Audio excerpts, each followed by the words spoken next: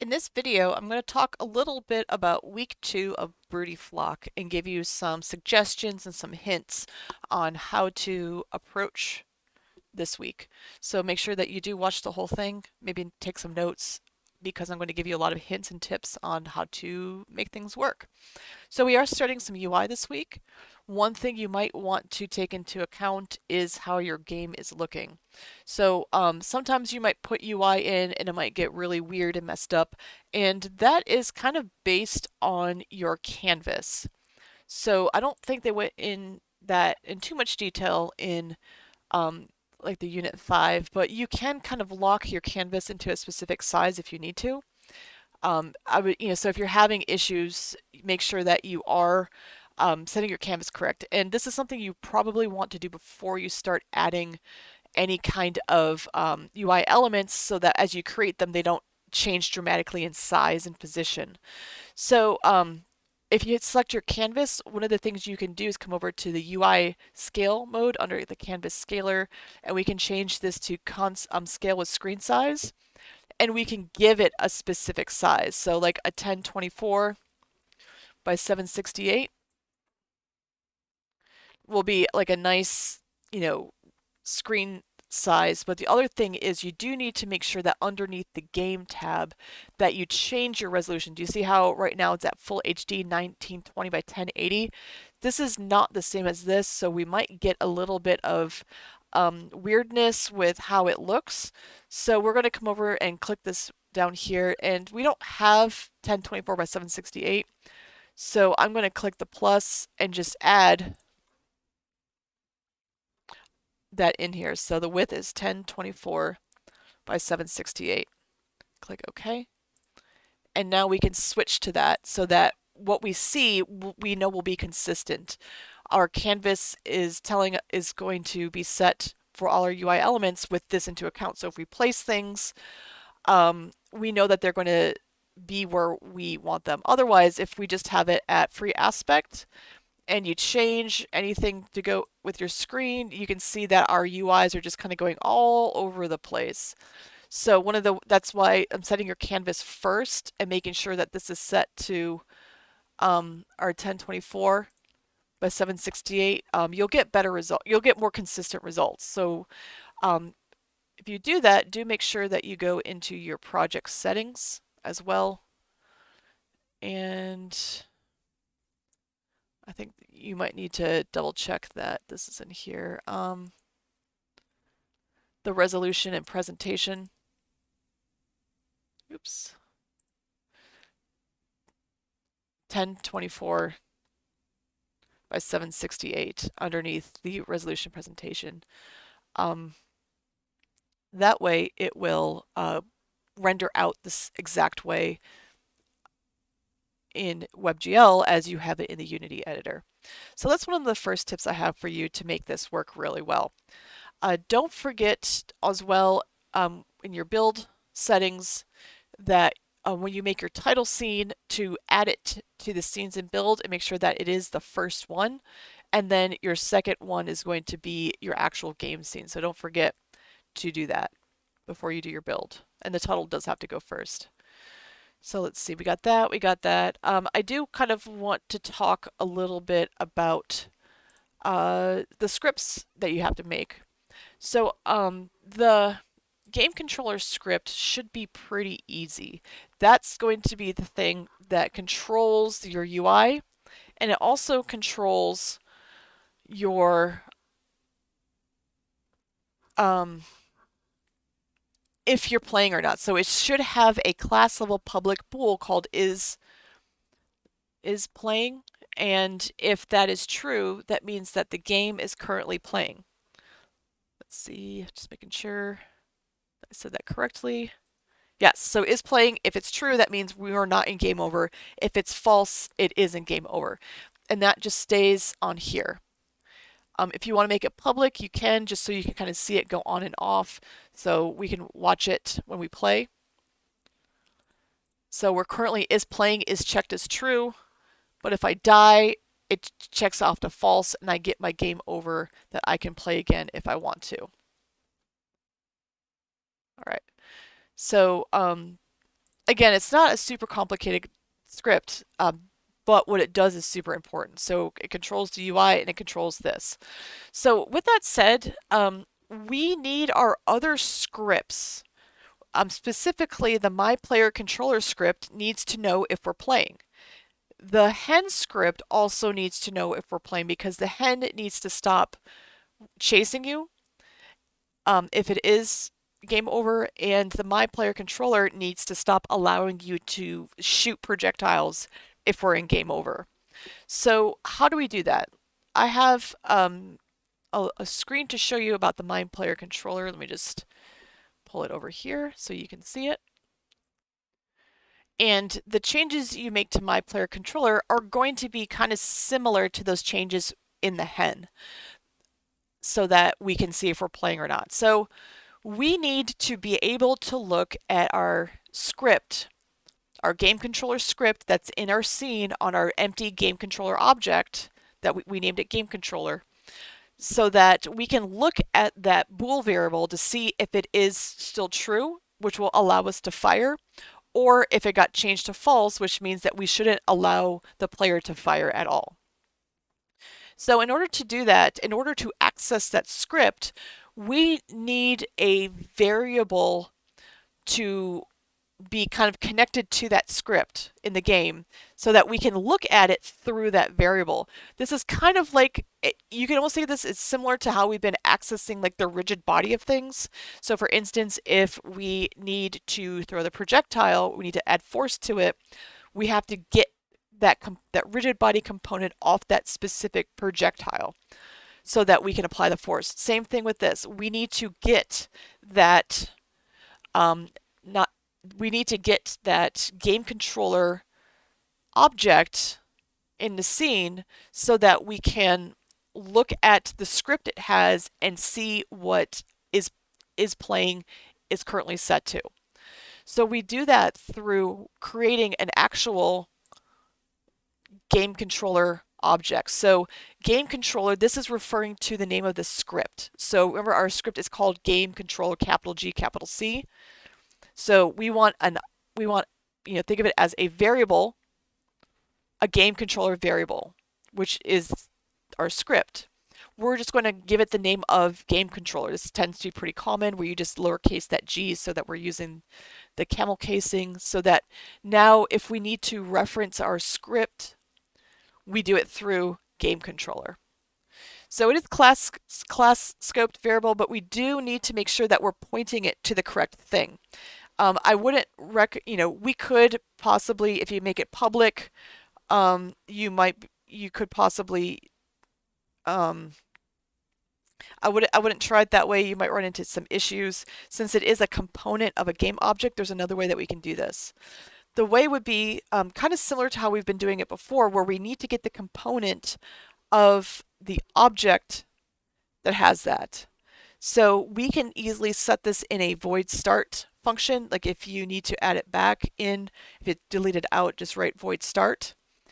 And we need to set the game controller, this, to the script in the scene. So how do we do that? First, we need to find the game object in the scene named game controller. So hopefully you named it the same thing. It has to be spelled specifically this way. And that's a huge hint. You've probably did this already in another script where you find it in the scene. So maybe if you haven't done it, how would you, if you have to find a game object, you can look that up if you haven't done that yet. And after you find that game object, you have to get the game controller component from it, aka our script. So we've gotten components from other game objects, such as like that rigid body, that's getting a component. We're getting, get component rigid body, but instead it's get component game object. And we can store that into our game controller. So it's going to be the same way that, think of it the same way as getting a rigid body. So like if you if you've done that successfully, kind of look at the steps that you did to do that. It's going to be very similar. The only step that you might have to do first, though, is you do have to find the game object called game controller. So once we have that, we can then access that, we can access things on that game controller script. We can access the is playing bool as long as it's been made public. So don't forget to put, when you're writing game controller, make sure it's a public bool game controller. Otherwise, we won't be able to look at it inside of my player controller or hen. We can also access the methods from game controller as long as they're public. So I believe you need to make a public, what is it called? It's called public void game over, so that if the game over method is called, that is going to set our game into a game over state. So it's going to turn is playing to false. We're going to turn on our UI so that we can see the game over screen. We're going to destroy all the chicks. And we are going to unlock the cursor. And I'm going to talk about the unlocking cursor in a second. But we only know we need to do that if the player collides with a hen, right? So, we're going to have to, if that happens, we're going to need to call game over. But we also need to make sure that, so if the player runs into a hen, call game controller and, call your game controller variable and call the game over method. But we also need to know if we're playing or not so that we can turn off our on fire stuff. So we're going to need to let me go down to on fire. Because right now we can fire no matter what, but if the game's over, we don't want to be able to fire that. So the changes, we're going to have to make a little bit of a change to this. And it's not that difficult. We just need to know if is playing is true, shoot projectiles. And if it's not true, we can just ignore it. Like, we don't need to do an else for this. We just are going to shoot if it's true. If it's false, we're just going to not do anything. So we don't need an else. But the big update, and this is a really huge hint on how to do this. So if you get your game controller object set up at the top, the start finds that script in there. You can access the game controller's bool variable is playing this way. So you just call that variable that we made, that game controller variable, and do dot is playing. And this works the same way as if we had, is playing. So we just need to specify that public class level variable is inside of game controller. We need to look at it. We can call function, or I'm sorry, that should say methods. Sorry about that. So as long as your methods are public, we can call them too from game controller. So if we need to call game over, we just call game controller dot game over, the parentheses because it is a method, and the semicolon. And this will run that method off of the game controller script on the game controller object in our game. So we can have our scripts talking to each other.